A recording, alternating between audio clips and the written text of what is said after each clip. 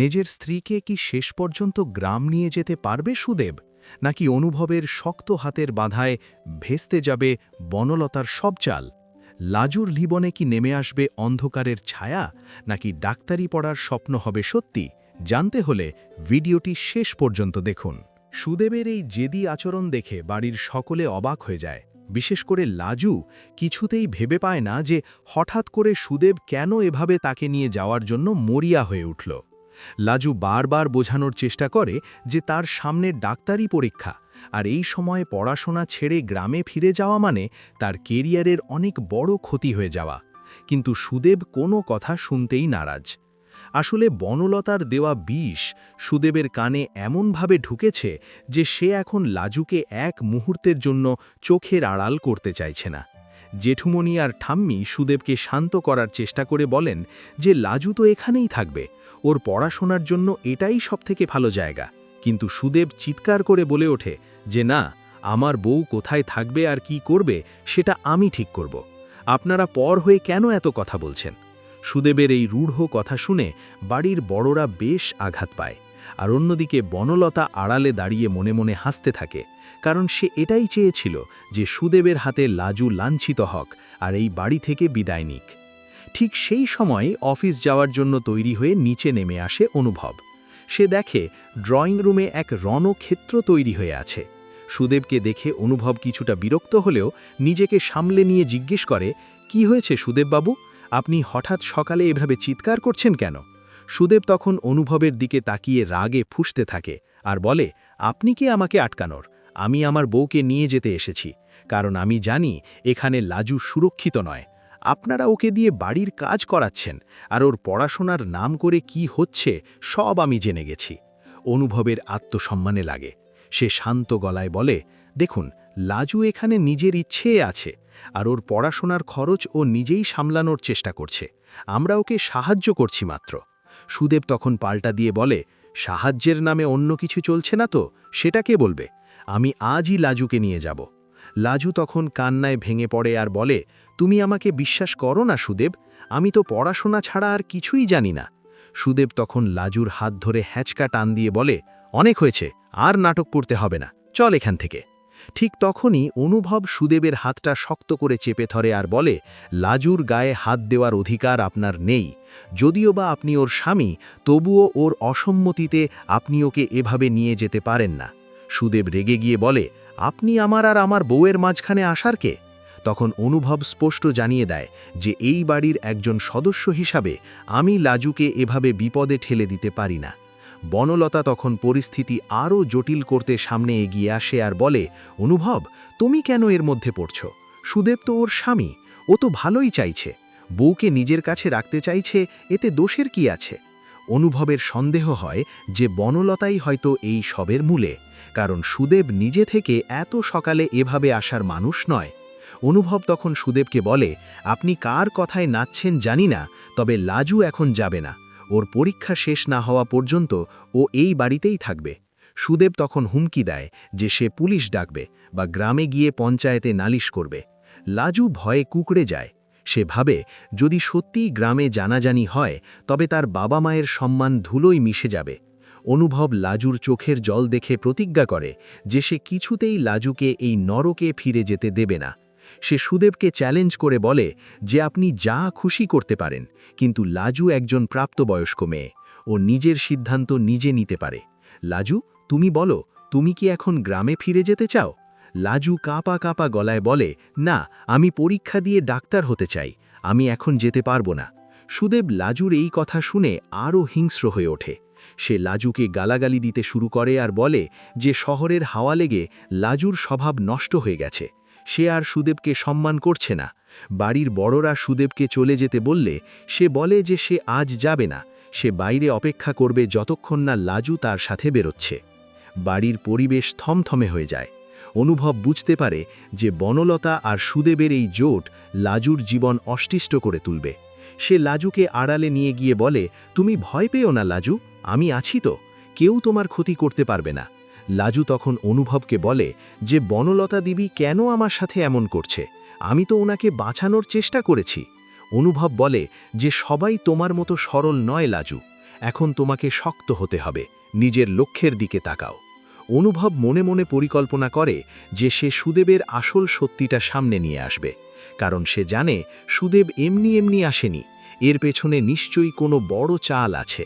ওদিকে সুদেব বাড়ির বাইরে বসে ওত পেতে থাকে আর মনে মনে বনলতার কথাগুলো আওড়াতে থাকে, যে লাজু অন্য কারো সাথে সম্পর্কে জড়িয়েছে। এই সন্দেহের আগুন তাকে কুড়ে কুড়ে খাচ্ছে। বনলতা আবার সুদেবকে আড়ালে দিয়ে উস্কানি দেয়, যে দেখছো তো অনুভব কিভাবে তোমার বউকে আগলে রাখছে, এর মানে নিশ্চয়ই কিছু আছে। সুদেব তখন রাগে অন্ধ হয়ে যায় আর ভাবে যে সে লাজুকে উচিত শিক্ষা দেবেই। লাজু নিজের ঘরে বসে শুধু চোখের জল ফেলে আর ভাবে যে কেন তার ভাগ্য বারবার তাকে এমন পরীক্ষার মুখে দাঁড় করায়। সে তো শুধু একটু শান্তিতে পড়াশোনা করতে চেয়েছিল, কিন্তু সমাজ আর চারপাশের মানুষ তাকে সেই সুযোগ দিতে চায় না। বিকেলের দিকে যখন অনুভব অফিস থেকে ফেরে, সে দেখে সুদেব তখনও বাড়ির সামনে দাঁড়িয়ে আছে। অনুভব এবার সরাসরি সুদেবের কাছে গিয়ে বলে যে আপনি যদি এভাবে অশান্তি করেন তবে আমি বাধ্য হয়ে আইনি ব্যবস্থা নেব। সুদেব ভয় পেয়ে যায়, কিন্তু হার মানতে চায় না। সে বলে আমি আমার বউকে নিয়ে গিয়েই ছাড়ব। অনুভব তখন সুদেবকে একটা প্রস্তাব দেয় যে লাজু যদি আগামী পরীক্ষায় ভালো ফল করে তবেই সে শহরে থাকবে, আর না হলে সে সুদেবের সাথে চলে যাবে। লাজু এই শর্তে রাজি হয়, কারণ সে জানে সে পরিশ্রম করলে সফল হবেই। কিন্তু সুদেব মনে মনে অন্য পরিকল্পনা করে যে সে লাজুর পড়াশোনায় বাধা সৃষ্টি করবে, যাতে সে ফেল করে আর তাকে গ্রামে ফিরে যেতে হয়। বনলতা আর সুদেব মিলে এক নতুন ষড়যন্ত্র শুরু করে, যেখানে লাজুকে প্রতি পদে অপদস্থ করার চেষ্টা করা হবে। কিন্তু লাজু জানে তার পাশে এখন অনুভব আছে, যে তাকে সব বিপদ থেকে আড়াল করবে। এই লড়াইয়ে শেষ পর্যন্ত কার জয় হবে সেটা সময়ই বলবে। তবে লাজু আর অনুভবের মধ্যকার দূরত্ব যে কমতে শুরু করেছে সেটা বনলতা হাড় হাড় টের পাচ্ছে, আর তাই সে আরও হিংস্র হয়ে উঠছে। আগামী দিনগুলো লাজুর জন্য যেমন কঠিন হতে চলেছে, তেমনি অনুভবের ভালোবাসা লাজুকে এক নতুন শক্তি দেবে, যা দিয়ে সে সব বাধা অতিক্রম করে ডাক্তার হওয়ার স্বপ্ন পূরণ করবে এবং সুদেবের মতো সংকীর্ণ মনের মানুষের গালে এক যোগ্য চপেটাঘাত দেবে। সুদেবের এমন জেদি আচরণের পর বাড়ির পরিস্থিতি ক্রমেই জটিল হতে শুরু করে। লাজু অসহায়ভাবে ড্রয়িং রুমের এক কোণে দাঁড়িয়ে কাঁপছিল। সুদেব যখন চিৎকার করে বলছিল যে সে আজ লাজুকে নিয়ে গিয়েই ছাড়বে, তখন অনুভব শান্ত পায়ে ওর সামনে গিয়ে দাঁড়ায়। অনুভবের চোখে মুখে এক অদ্ভুত দৃঢ়তা ছিল, যা দেখে সুদেব কিছুটা থতমত খেয়ে যায়। অনুভব বলে, সুদেববাবু, আপনি বারবার যে অধিকারের কথা বলছেন, সেই অধিকার কিন্তু জোর করে খাটিয়ে কাউকে ভালোবাসা যায় না। লাজু এখানে পড়তে এসেছে, আর ওর পড়ার দায়িত্ব আমাদের সবার। আপনি কি চান না আপনার স্ত্রী ডাক্তার হয়ে গ্রামের মানুষের সেবা করুক? সুদেব তখন রাগে ফুঁসতে ফুঁসতে বলে, ওইসব ডাক্তার হওয়ার স্বপ্ন দেখাবেন না। আমি জানি এখানে পড়াশোনার আড়ালে কি চলছে। আমার কানে সব খবর গেছে। বনলতা দিদি আমাকে সব বলে দিয়েছেন। বনলতার নাম শুনেই বাড়ির সবার নজর যায় বনলতার দিকে। বনলতা তখন অপ্রস্তুত হয়ে আমতা আমতা করে বলতে থাকে, আমি কি বললাম? আমি তো শুধু বলেছি যে লাজু এখানে খুব ব্যস্ত থাকে। সুদেব, তুমি হয়তো ভুল বুঝছো। কিন্তু সুদেব তখন হিতাহিত জ্ঞান হারিয়ে ফেলে, বলে ওঠে, না দিদি, আপনি তো বললেন যে লাজু অন্য কারোর সাথে সম্পর্কে জড়িয়েছে, আর সে কারণেই সে বাড়ি যেতে চাইছে না। এই কথা শোনার সাথে সাথে সারা বাড়িতে যেন বাজ পড়ে। ঠাম্মি আর জেঠুমনির মাথায় আকাশ ভেঙে পড়ে। জেঠুমনি গর্জে উঠে বলেন, সুদেব, নিজের মুখ সামলে কথা বলো। লাজু এই বাড়ির মেয়ের মতো, ওর নামে এমন কলঙ্ক লেপন করার সাহস তুমি কোত্থেকে পাও?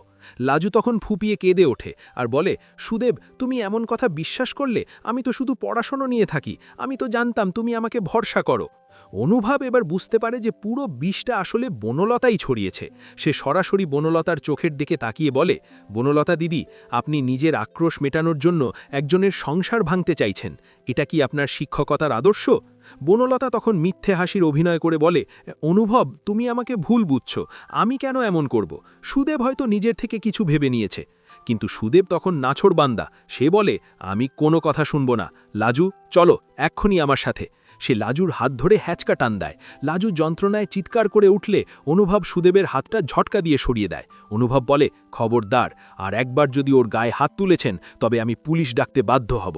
লাজু এই বাড়ির মেহমান নয়, ও এই বাড়ির অংশ, আর ওর অসম্মতিতে ওকে কেউ কোথাও নিয়ে যেতে পারবে না।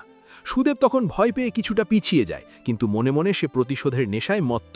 সে চিৎকার করে বলে, ঠিক আছে, আমি এখন যাচ্ছি, কিন্তু মনে রাখবেন, লাজুকে আমি গ্রাম ছাড়া করব, ওর বাবা মাকে সমাজ থেকে একঘরে করে দেব। লাজু তখন আতঙ্কে চিৎকার করে বলে, না সুদেব, এমন করো না, আমার বাবা মা সহ্য করতে পারবে না। অনুভব লাজুকে আশ্বস্ত করে বলে, তুমি চিন্তা করো না লাজু, তোমার বাবা মায়ের দায়িত্ব আমার, আমি ওদের শহরে নিয়ে আসব যদি দরকার হয়, কিন্তু তুমি এই হীনমন্য মানুষের কাছে ফিরে যাবে না। সুদেব গজগজ করতে করতে বাড়ি থেকে বেরিয়ে যায়, কিন্তু যাওয়ার আগে বনলতাকে এক ঝলক দেখে নেয়। বনলতা ইশারায় ওকে বোঝায় যে সে যেন হাল না ছাড়ে। সুদেব চলে যাওয়ার পর লাজু মাটিতে বসে পড়ে কাঁদতে থাকে। তার মনে হতে থাকে তার সব স্বপ্ন বুঝি শেষ হয়ে গেল। অনুভব ওর পাশে বসে নিচু স্বরে বলে, লাজু, নিজেকে শক্ত করো, তোমার কান্নাটাই ওদের জয়। তুমি যদি এখন ভেঙে পড়ো তবে বনলতা দিদি জিতে যাবেন, তোমাকে ডাক্তার হতে হবে, এটাই হবে তোমার সব অপমানের যোগ্য জবাব। লাজু অনুভবের দিকে তাকিয়ে এক অদ্ভুত আশ্রয় খুঁজে পায়। সে অনুভব করে যে এই মানুষটা তার জন্য কতটা লড়াই করছে। অন্যদিকে বাড়ির বাকিরা বনলতাকে এড়িয়ে চলতে শুরু করে। শর্মিলা দেবী আর জেঠুমণি বুঝতে পারেন যে বনলতা আসলে কতটা ভয়ঙ্কর হতে পারে। তারা সিদ্ধান্ত নেন যে লাজুর সুরক্ষার জন্য তারা সব সময় ওর পাশে থাকবেন। বিকেলের দিকে বনলতা নিজের ঘরে বসে ফোন করছিল। সে সুদেবকে বলছিল, সুদেব, তুমি তো মাঝপথে কাজ ফেলে চলে এলে, তোমাকে বলেছিলাম না যে সরাসরি অনুভবের ওপর চড়াও হতে? তুমি যদি এখন চুপ করে থাকো তবে লাজু পাকাপাকিভাবে অনুভবের হয়ে যাবে। সুদেব তখন ফোনের ওপার থেকে বলে, দিদি, আমি কি করব বুঝতে পারছি না, ওই অনুভব ছেলেটা খুব প্রভাবশালী। বনলতা বলে, প্রভাবশালী হলেও ওর একটা দুর্বল জায়গা আছে, আর সেটা হলো ওর সম্মান। তুমি গ্রামে গিয়ে রটিয়ে দাও যে লাজু অনুভবের সাথে পালিয়ে গেছে, দেখবে ওর বাবা মাই ওকে ত্যায্য করবে। বনলতার এই শয়তানি বুদ্ধি শুনে সুদেব আবার নতুন করে পরিকল্পনা শুরু করে। পরদিন সকালে যখন লাজু কলেজে যাওয়ার জন্য তৈরি হচ্ছিল, তখন তার ফোনে একটা অজানা নম্বর থেকে ফোন আসে। ফোনটা ধরতেই ওপাশ থেকে ওর বাবার আর্তনাদ শোনা যায়। ওর বাবা বলেন, লাজু মা, তুই কি সত্যিই এমন কিছু করেছিস যার জন্য গ্রামে আমাদের মুখ দেখানো দায় হয়ে পড়েছে? সুদেব এসে যা সব বলছে তাতে তো আমাদের আত্মহত্যা করা ছাড়া উপায় নেই। লাজু বজ্রাহত হয়ে দাঁড়িয়ে থাকে। সে বুঝতে পারে সুদেব তার কথা মতো কাজ শুরু করে দিয়েছে। অনুভব তখন সেখানে এসে ফোনটা হাতে নেয়। সে লাজুর বাবাকে শান্ত করে বলে, কাকু, আপনি সুদেবের কথায় কান দেবেন না, লাজু এখানে মন দিয়ে পড়াশোনা করছে।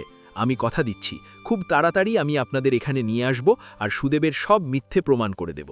অনুভবের এই কথায় লাজুর বাবা কিছুটা আশ্বস্ত হলেও লাজু আর নিজেকে ধরে রাখতে পারে না। সে অনুভবকে বলে, অনুভবদা, আমার জন্য আপনাদের অনেক সম্মানহানি হচ্ছে, আমি বরং গ্রামে ফিরে যাই। অনুভব তখন লাজুর দুই কাঁধ ধরে ঝাঁকুনি দিয়ে বলে, একদম না, তুমি যদি এখন ফিরে যাও তবে তুমি শুধু নিজের হার স্বীকার করবে না, বরং সুদেবের মতো অন্যায়কে প্রশ্রয় দেবে।